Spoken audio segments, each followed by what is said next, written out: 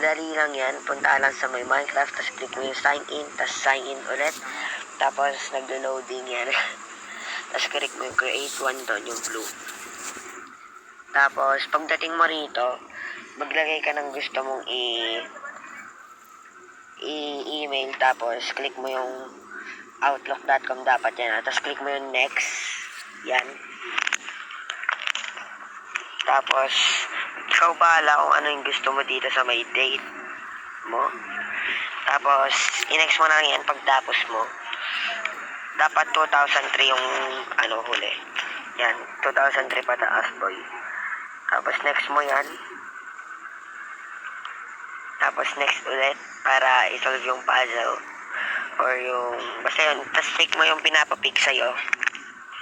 Tapos, mapupunta ka rito and click mo lang yung gamer tag or pili ka ng gusto mong gamer tag or basta yun, ikaw gagawa ng sarili mo. Yeah.